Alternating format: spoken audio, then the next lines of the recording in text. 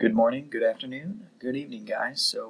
Whenever this is, wherever you're at, I am excited here to talk a little bit more today about exponentials and finishing out exponentials, actually, and how we will graph them with some patterns and just some really cool, interesting things we get to talk about. Probably one of my favorite mathematicians today as well. So, if you pick up from yesterday where we left off here, page 317, or kind of just in the middle of these exponential and logarithm notes. We're going to do one warm-up question and then talk about really kind of an interesting way that exponentials have a lot of variety when it comes to writing their equations. And then we have one number to talk about. And then we're just going to practice with several examples. So if you don't mind flipping there in your binders. Here with question number 7 in our notes, we have f of x, good old Frankie. And we have several things going on in this equation. We have a negative in front, which is a reflection. So I know that this is going to be opening upside down. That'll be something interesting here to deal with. There's also a 4, and that's going to be stretching. Both of those things together are considered to be the initial value. And that means when I start my graph initially, I'm going to be going down 4 from wherever the center is. So that center, if I look for it, x plus 2 moves the graph left 2, and then plus 1 as my k value moves the whole graph up 1. That's a vertical shift. The 1/4 being my base is a pretty big deal. Having a base of a fourth is going to be multiplying by a fourth, multiplying by a fourth, or the same thing as dividing by 4, dividing by 4, dividing by 4. And so I really like to think of that as cutting. So you're going to be cutting into fourths. All right, it's going to be considered decay. There is a lot to write about exponentials. There's just a lot of layers that go into them. But starting, it's as easy as going left 2 and up 1. And we are starting from this spot. This is our new origin, our new center. And what goes through this central point is our asymptote. These are horizontal asymptotes, which is a big deal. When we get to logarithms, we'll see that logarithms actually have vertical asymptotes. And so you have to be able to tell the difference between the two types of functions, but we'll get there. If we go ahead and from this star, I go back up to my initial value. Well, negative 4 as my initial value means from the star, I'm going to go down 4. And that's where my point is. So that puts us at a total height, a y value here of negative 3. After that, I need to be cutting into fourths. I follow my pattern. And so I really just like to take my calculator in my head, start with that initial value, negative 4, and then I divide by 4. I cut it into fourths. So my next number is negative 1. And then if you go ahead and do that same action of dividing by 4, your calculator will remember what you're doing because it has the answer kind of embedded within it. And so you get negative 0.25, which is a fourth, negative 0.0625, which is a 16th, and then this would be a 64th, and then it keeps on going. But you can see that the answers get progressively smaller to the point where we have to start using scientific notation and moving the decimal here 4 spots to the left. That's what the E negative 4 means. You take that and you shove it left 4 spots and you'd have 3 zeros, so very small. So we can go ahead and we can write some of these values in our next positions. And I really do like to have 3 or 4 to each side of the starting point. So 0.0625.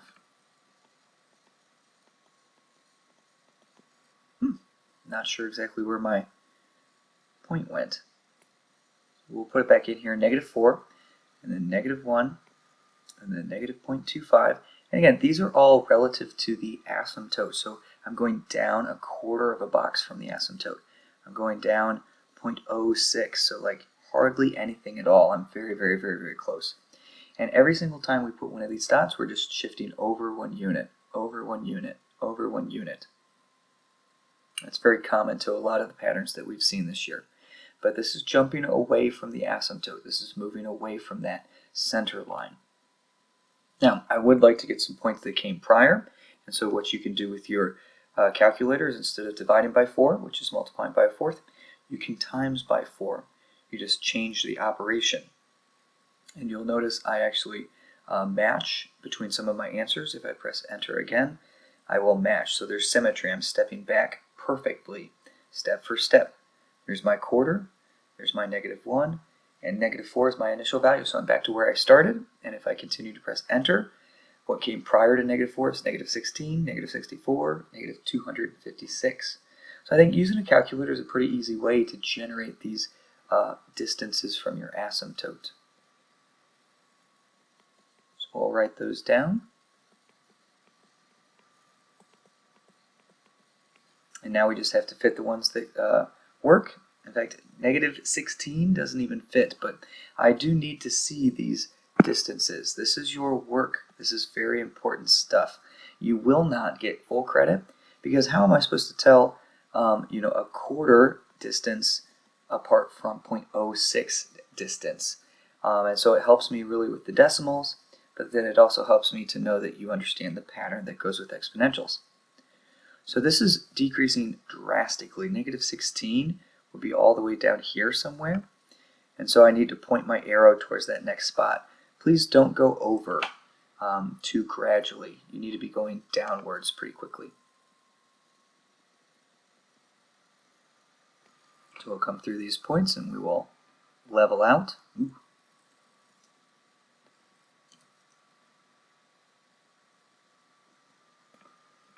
Put arrows on both sides. Now, domain-wise, the x values that this graph takes on, it continues to move left forever, so it's going towards -infinity. It continues to move right forever. It's very obvious to see that. And so it's moving towards positive infinity. So that's covering all real numbers. Okay, that's the idea of -infinity to infinity. If you wanted, you could still use the inequality notation. So -infinity less than x less than positive infinity. All three of those are perfectly fine ways to say that idea. The range, or the y values here, we are actually going downwards forever, and there's this natural cap sitting here at a height of 1. And so -infinity all the way up to 1. I know I can never catch infinity, it's an idea of forever, but I also cannot touch 1.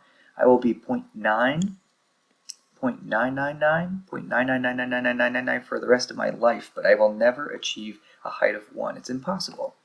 Okay? You're always subtracting a little bit off of 1 itself. That's what's happening there. So you could, if you wanted, do -infinity is less than y, which is less than 1. Notice I'm not putting the equal to line under that. It's less than 1. Those are both good ways to write your range. So hopefully that's a quick review of what we did yesterday. And any questions on the homework that are like this with just numbers, you should be able to do. All right, now what about question number 8? If we look at this, we're given a graph, a single graph, and the instructions tell us to write 2 different equations. And you might be thinking, how is that possible? Any graph that we've done this year has had one singular, one unique equation. But the thing about exponentials is that they're kind of relative. We focused in problem number 7 on starting here at left 2 and up 1. But you can actually get the same curve, the same exact picture, by starting in other places. You just have to change a few things. You have to adjust and you have to adapt a little bit. So the first thing I would do in problem number 8 is write out my distances. So important. So this distance here, kind of in the center point, is a distance of 2 from your asymptote. I don't know what this point is. Sometimes with the decimals, you have to be a little careful. So let's go ahead and let's get the whole number of points. So here we'll count the next distance. 4, 5, 6, 7, 8. That's an 8. So whatever pattern is moving me this direction should be reversed to go that direction. So to go from 2 to 8, it seems to be multiplying by 4. So 8 times 4 would tell me my next distance is 32. 32 times 4, boy, what would that be? 128. Okay, so everything here is multiplying by 4. So dividing by 4, going backwards, 2 divided by 4. That tells me 2/4, which reduces down to be a half. So this dot actually seems a little deceptive. It doesn't seem to be quite half a box. So you have to find your pattern first. And if I divided that by 4, it'd be 1/8, and so on and so forth. So this 4 is going to be my base. That's how this is working. This is growth. Okay? My distances are growing over time. So where I want to put my star is kind of your preference. I think since we started at 2, we can put our star at that location. So my first equation, f of x equals, okay, I have to look for my initial jump, my initial height. It's a height of 2, so this is stretched out a little bit more than normal. We know our base is multiplying by 4. That's our pattern, is we're quadrupling, quadrupling, quadrupling. And then up here in my exponent spot, how did I get to that star? Okay, to get to that position, I had to move left 3 and down 2. That's the location. So moving left 3 would be plus 3 as an action, and down 2 is minus 2. Okay, this equation makes this perfect curve. Now, how do I get a second equation out of that? Well, it's really as simple as just starting somewhere else on your line, on your asymptote. So maybe I wanted to start at 8. Okay, sorry, things are getting a little smushed there. But to move to that spot, we'll call this g of x. It's a slightly different equation, but it's the same exact curve. Starting at this light pink star, I have an initial value of 8 for its jump. For its first jump, its initial jump. After that, I am still quadrupling, so the base does not change, but the directions to get to that point change. I don't have to go as far left to get to this light purple point. So I'm moving left 2 and down 2. That would be plus 2 and minus 2.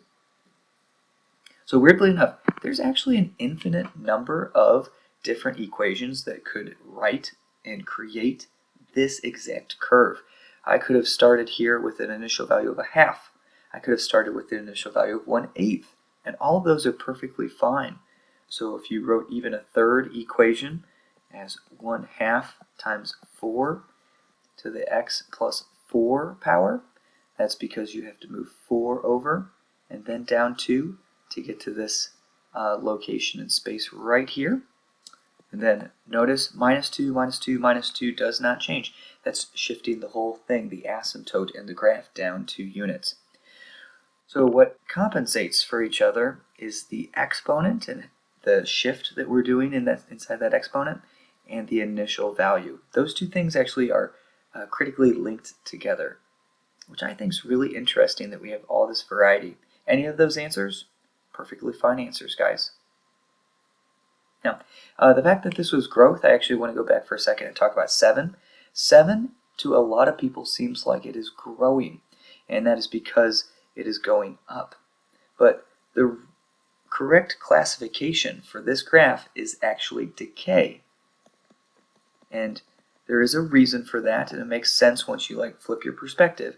This is a graph of decay because not only is the base 1/4, but the distances from the asymptote are decaying away. They're getting smaller, closer and closer to nothing. So if we started off with a distance of 256 below, that is a very big distance.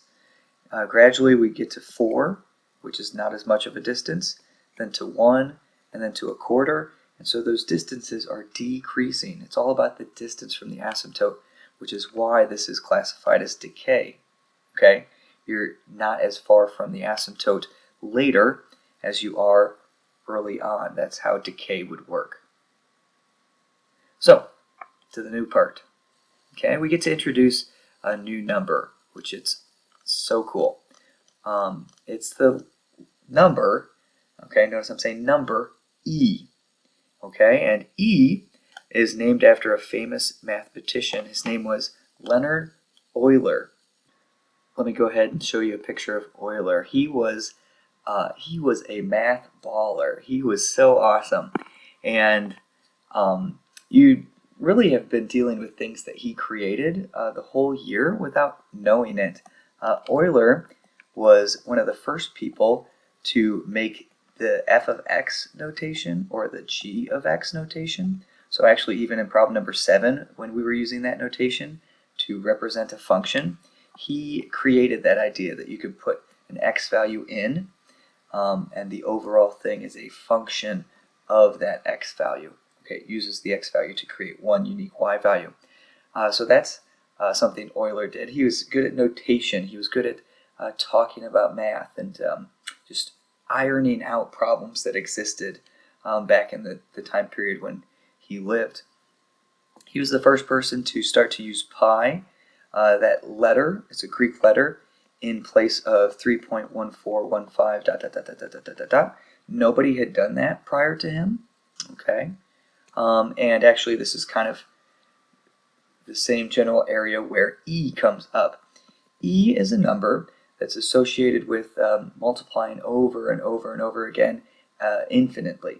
Okay, and it's a value very similar to pi, but instead of being 3.1415 blah blah blah blah blah, it is 2.7. Okay, now it doesn't just stop at 2.7.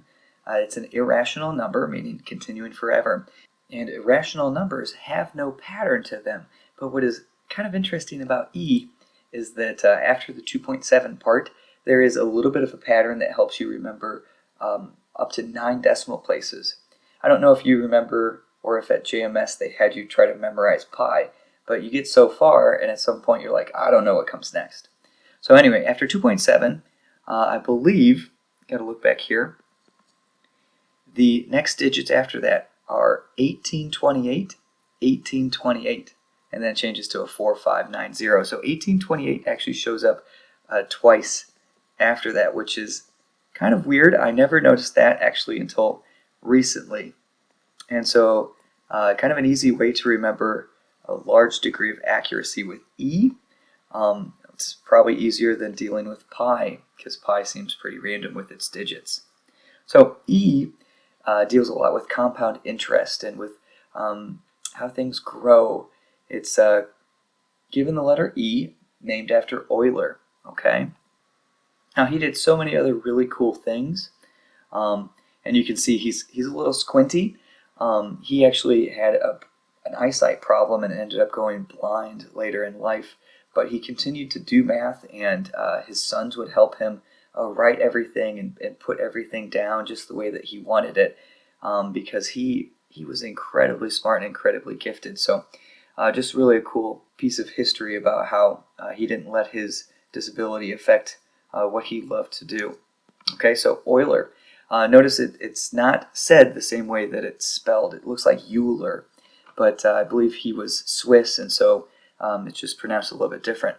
He also helped pioneer calculus and a lot of things that went on with that. So Euler's number, the thing you really need to know is 2.7 and then a little bit extra, okay? 2.7, 1828, 1828 is the easiest way to remember it, at least in my head.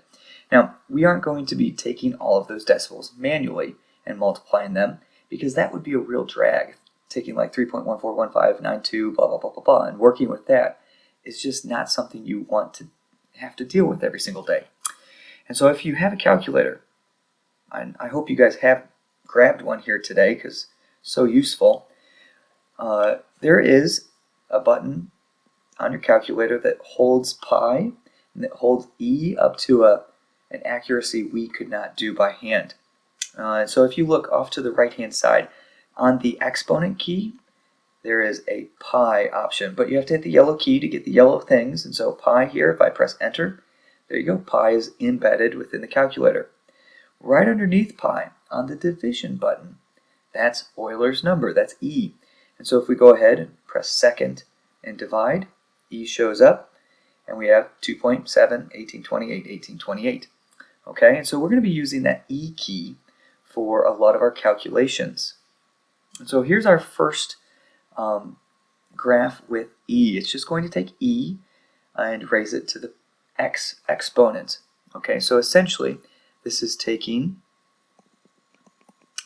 2.7, 1828, and we're going to be multiplying it by different exponents, or raising it to different exponents, I should say. So what exponents can we choose? Well, basically anything. I like to maybe choose -2, -1, 0, 1, and 2, and see how it works, kind of centered around the origin, but any x value, even decimals, are perfectly fine to put in for an exponent. So what is 2.7, 1828, 1828 to the -2 power? Well, you could literally type that in, and I just want to show you, 2.7, 1828, 1828. If I take that to the -2 power, I get 0.1353. If I go ahead and do e to the -2 power, okay, notice it's very, very, very close. It matches all the way up until that last decimal place. But which answer is more accurate? Well, the E answer is more accurate. If I had just done 2.7, you know, if I were some hick out in the middle of the country, 2.7 to the -2 power, an uneducated person, that doesn't match very well at all. It gets the 1, 3, but then 7 is different from the 5s as the third decimal place. And so really E is the most accurate place to be. And so it's easier to do. It's faster. So 1353.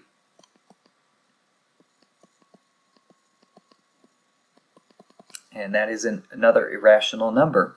And so those two things come together to create this point. Left 2 and up 0.13. So I think about that as a very small amount. If that were money, that'd be 13 pennies, which is about how much teachers get paid. So yeah, not very much. Now if I go ahead, if I take E again, so second divide gets me to E, and raise that to the -1 power, which you can put parentheses around it. I think it's usually safer to do so. Okay, you don't have to put parentheses around it. But 0.36, 3678.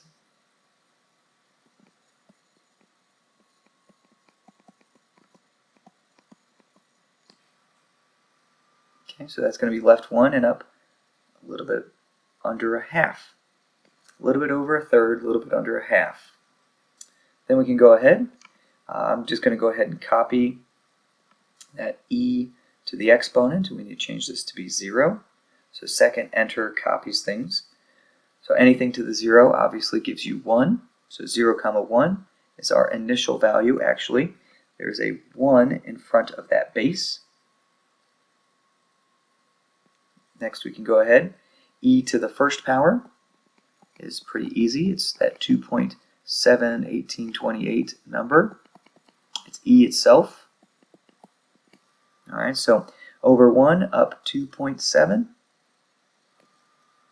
And then we can go ahead, if you wanted, just showing that here in our calculator, we can see the progression of answers. Taking that again and squaring it. So 2.7 times 2.7 essentially, 7.389.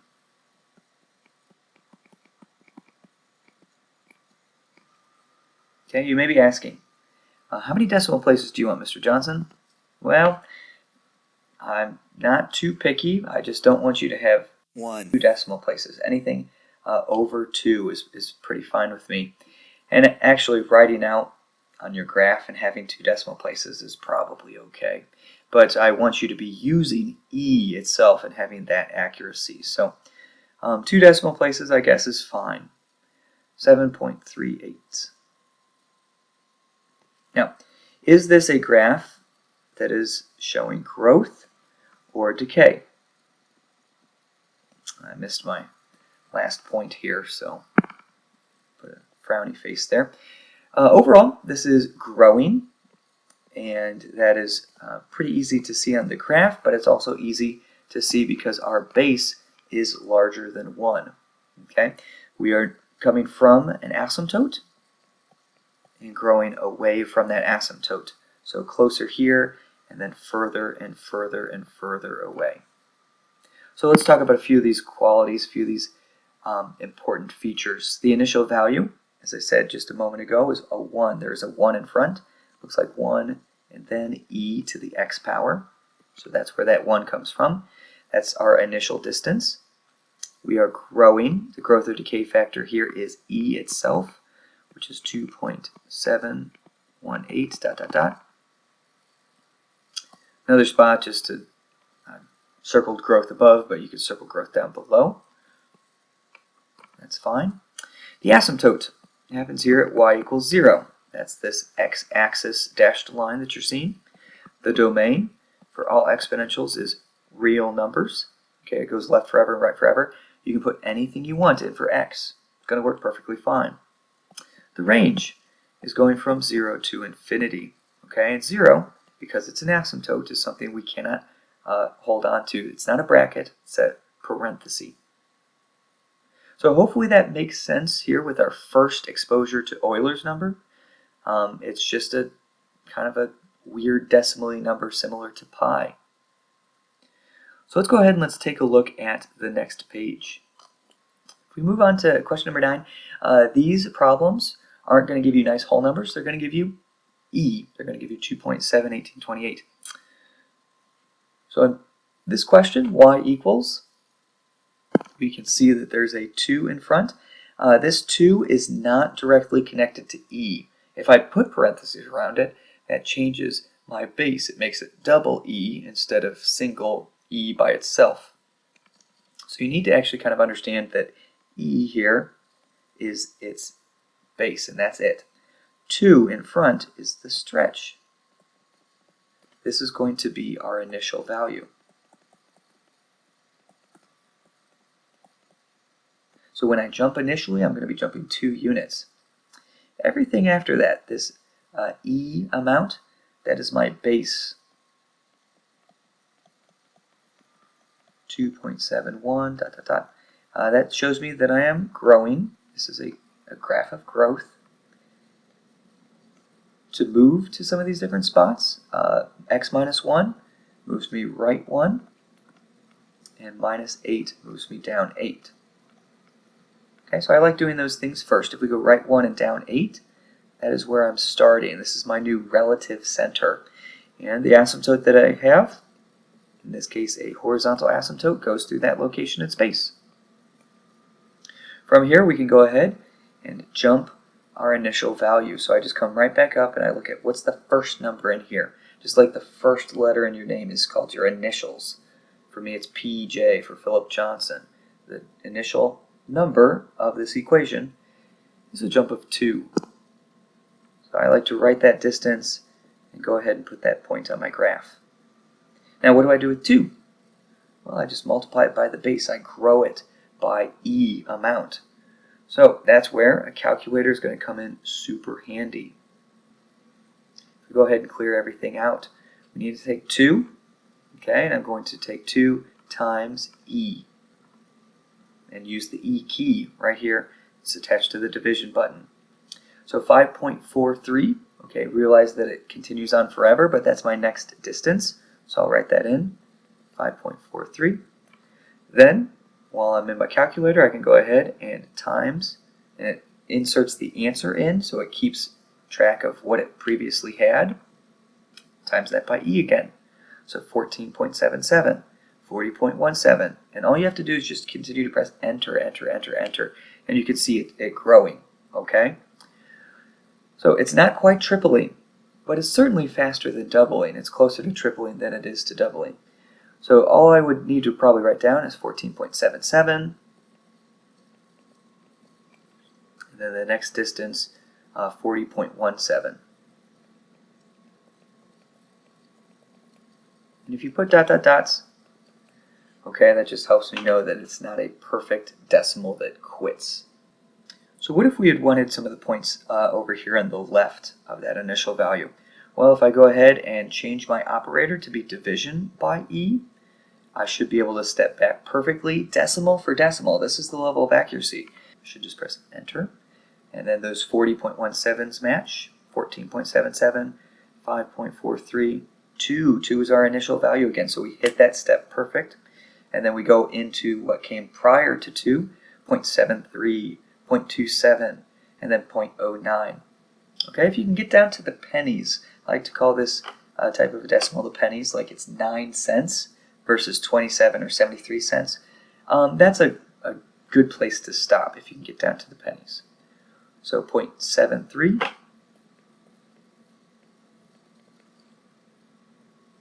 0.27, and then 0.09. You notice I'm just writing these numbers kind of as a list, okay? They don't have to go directly on each unit because they're going to be fairly scrunched. Each position, the dots go 1 unit out. But if you just have each number written, I can figure that out. That's not a big deal. So now we just have to go ahead and get our points jumping away from the asymptote. So 5.43 puts me right about here. 14.77, I think that'll work. So 10 above, 11, 12, 13, 14, almost to 15. So that's a big jump. I'm surprised we were able to get that one in.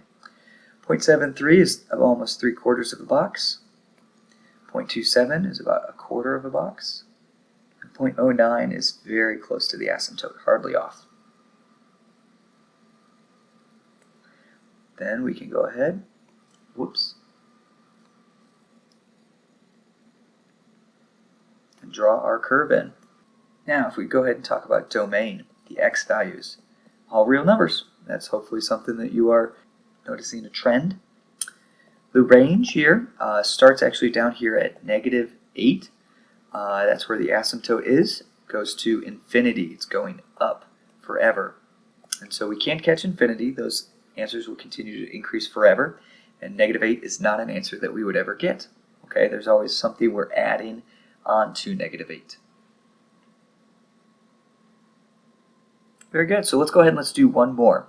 And this is where we're going to stop for today, and you're good with exponentials. So f of x, again, Euler made this. That's his notation. So cool. So he probably didn't call them Frankie, but I like to call them Frankie here just to give them a little personality. Frankie has a negative in front. Okay, so that's going to be a reflection. This graph is going to go downwards. The 3 is the other part of the initial value. It's going to be a stretch. And both those things together, again, are the initial value. Now after that, E as a base tells me that I'm growing.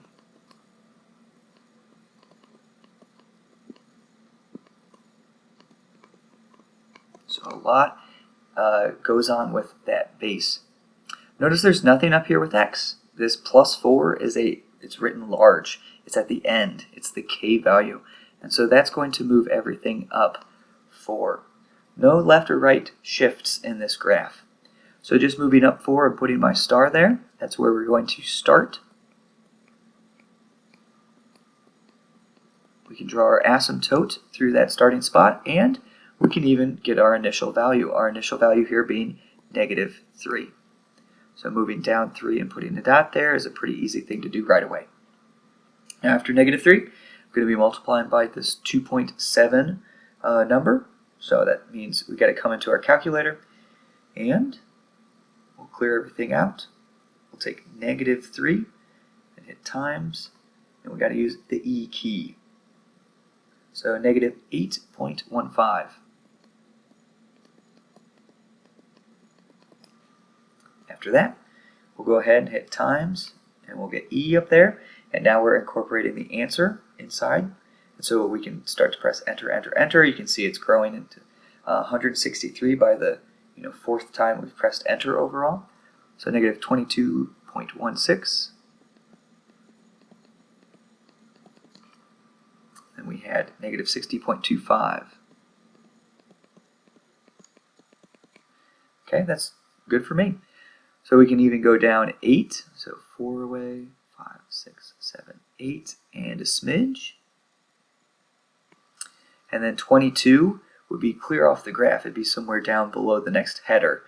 So yeah, drastically we really start to grow away from that exponent. We really start to grow away from that asymptote. Now what came prior? Well, we have to change over to be, instead of multiplying by e, dividing by e, and that steps us back perfectly in time. Eventually we're going to get our initial value at -3. So negative 1.10, negative 0.40, negative 0.14, and then negative 0.05. Getting down to the pennies is a great spot. So we're going to have 4 points here to the left of the center. So negative 1.1, then negative 0.40,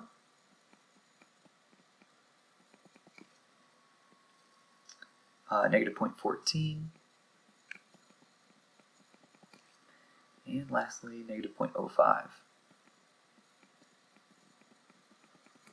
And I kind of stagger my numbers like above, below, just because the spacing, it's a little bit easier to do that, I suppose. So down 1 and a little extra, down almost a half, down not very far at all, and down hardly anything, the pennies. And now once we get those points in, we can graph our curve.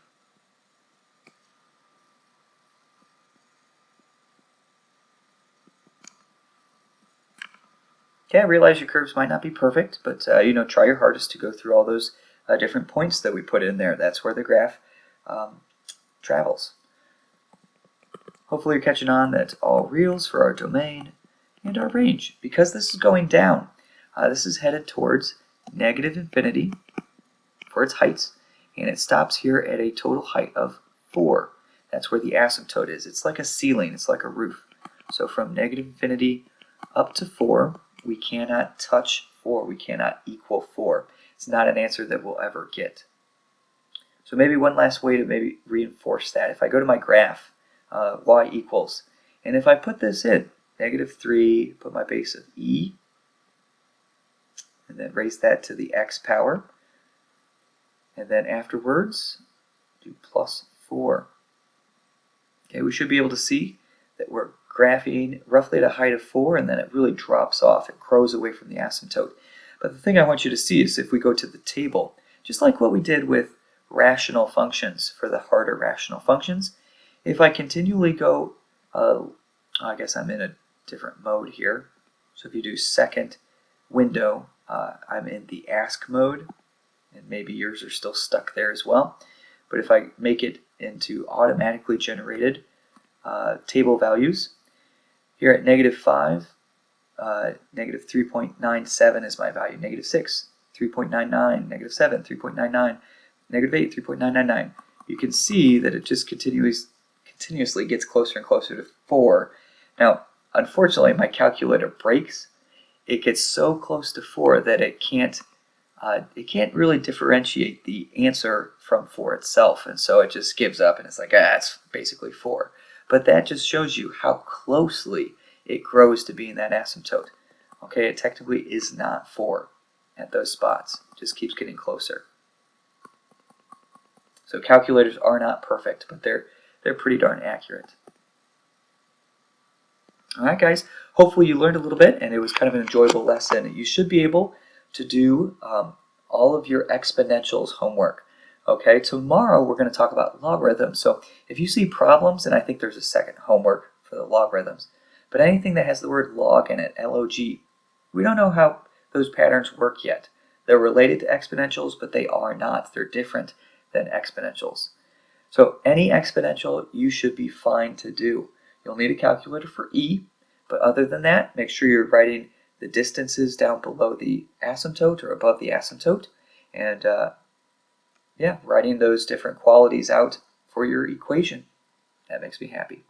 So I hope you guys have a great day, and I'm looking forward to seeing you guys soon. Take care, everybody.